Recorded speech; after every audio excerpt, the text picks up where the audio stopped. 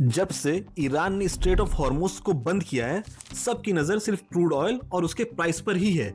News channels भी drone, missile और air strike में ही उलझे हुए हैं, लेकिन सिचुएशन अब सिर्फ ऑयल प्राइस तक ही लिमिटेड नहीं है। ये क्राइसिस अब ग्लोबल फूड सिस्टम को हिट करने वाला है, लेकिन उसका मेन रीजन कुकिंग गैस नहीं बल्कि फर्टिलाइजर है, जिसके बारे में कोई बात ही नहीं कर रहा है। आइए इसे डिटेल में समझते हैं। दुनिया का फार्मिंग सिस्टम लार्जली अमोनिया पे डिपेंडेंट है, जिसे हम फर्टिलाइजर के फॉर्म में यूज करते हैं। और अमोनिया का production globally 80 to 90% production natural gas से होता है, जबकि कुछ कंट्रीज में ये कोल से भी प्रोड्यूस किया जाता है। अगर हम रियल नंबर्स की बात करें तो गल्फ रीजन जैसे Iran, Qatar, Saudi, UAE 30% global ammonia export को कंट्रोल करता है।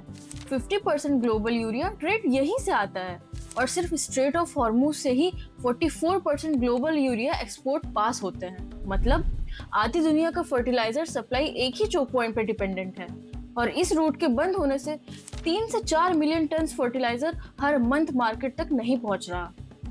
अगर हम इंडिया का एग्जांपल लेते हैं तो इंडिया नॉर्मली 20 से 30% फर्टिलाइजर गल्फ से ही इंपोर्ट करता है और due to current situation LNG supply 40% तक ड्रॉप हो चुकी है, जिससे डोमेस्टिक यूरिया प्रोडक्शन पूरी तरह से इंपैक्ट हुआ है। कुछ प्लांट्स ऑलरेडी बंद हो गए या रिड्यूस कैपेसिटी पर चल रहे हैं। और इससे सिर्फ इंडिया ही नहीं बल्कि पूरी दुनिया ही अफेक्टेड है।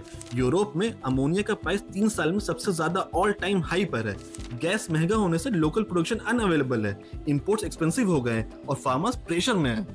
और सबसे dangerous part, fertiliser price already 20 से 50% स्पाइक देख चुका है। इसमें फार्मर्स मजबूरी में फर्टिलाइजर्स कम यूज करते हैं, जिससे क्रॉप यील्ड गिरता है। एक्सपर्ट्स ऑलरेडी वार्न कर रहे हैं, अगर ये सिचुएशन कंटिन्यू हुई तो क्रॉप आउटपुट 10 से 30% तक इम्पैक्ट कर सकता है। इन सब क्राइसिस में रिच एंड डेवलप्ड कंट्रीज तो सरवाइव कर लेंगी, बट डेवलपिंग कंट्रीज, वहाँ फूड क्राइसिस, इन्फ्लेशन और शॉर्टेज बढ़ेगा और आम आदमी की फाइनेंशियल कंडीशन और भी वर्स्ट हो जाएगी। तो नेक्स्ट टाइम जब तुम ग्रोसरी बिल देखो और लगे कि प्राइस सडनली बढ़ गया है, तो समझ लेना ये इन्फ्लेशन नहीं है, ये ग्लोबल फर्टिलाइजर क्राइसिस है। Please do subscribe, let's Storify, and don't forget to press the bell icon.